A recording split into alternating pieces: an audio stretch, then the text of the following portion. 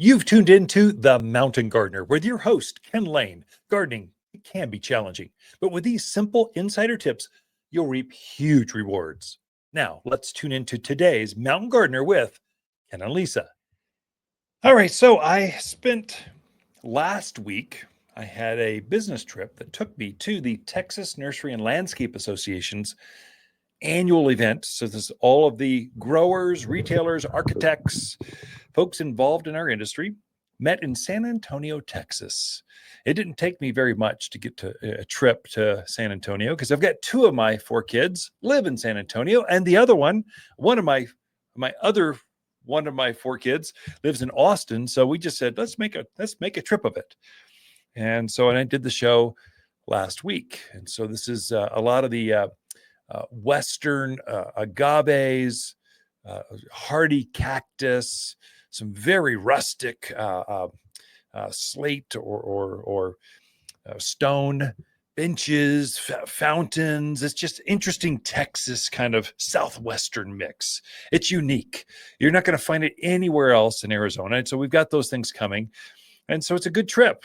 So Lisa and I, we get back after being gone for a week, and we really went after make sure the irrigation is set, make sure everything's hydrated. Let's make sure things are blooming, deadhead things, trim things back. So when we get back, all will be well. Well, we've learned years ago that one of the costs of traveling, whether we're going to Europe or going to visit grandkids or just a long weekend, is we're going to lose or have a stressed out plant when we get back.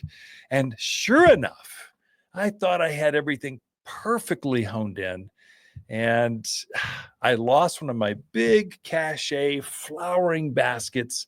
It was right up front by the front door. It was glorious when we left, and I wasn't there to watch it for like 8 days, and it overwatered.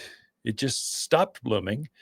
It's had not one bloom left on this doggone thing. It was beautiful. This thing was standing 2 feet tall, 1.5 feet wide. It was vase shaped, glorious, bloomed. It just said, "Welcome home. I'm so glad you're here."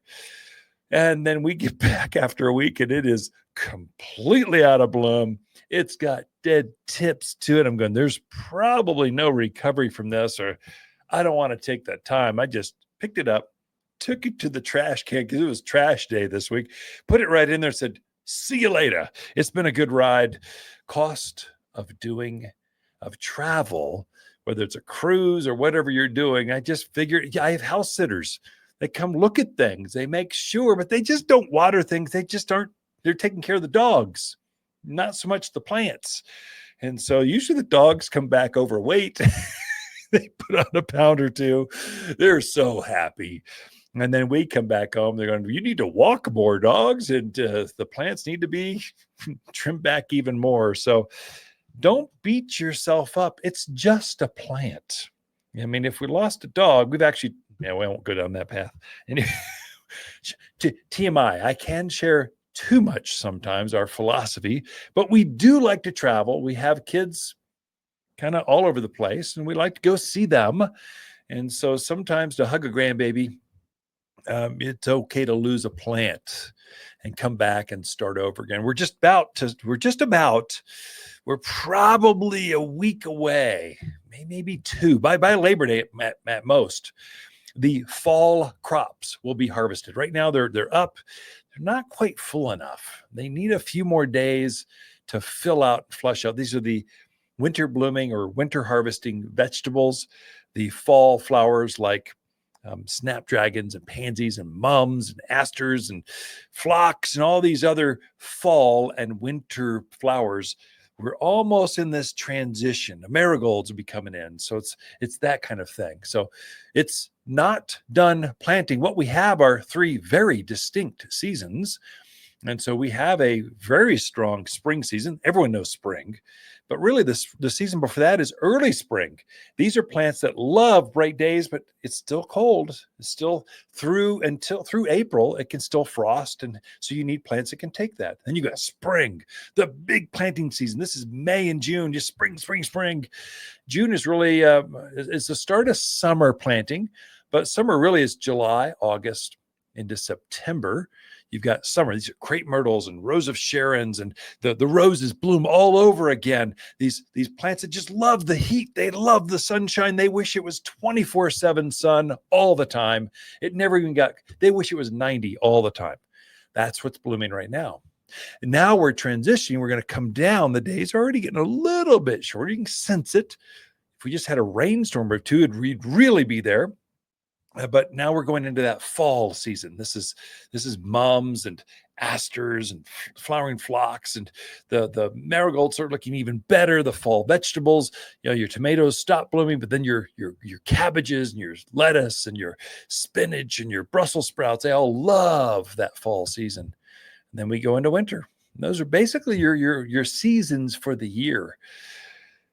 But I just had to share that story.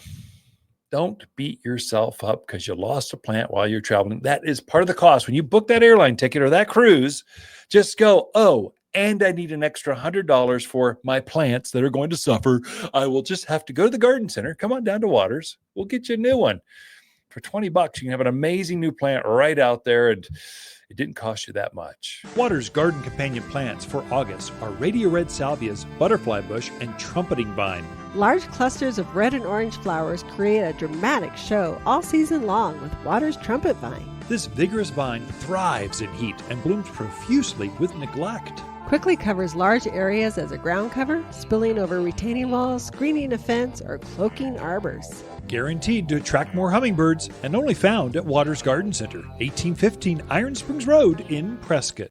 For a more fruitful garden, increased success in the landscape that just feels better, then tune in daily to the Mountain Gardener podcast. Subscribe through your favorite podcast streamer or visit watersgardencenter.com. Better yet, visit me directly right here at Waters Garden Center. Thanks for tuning in.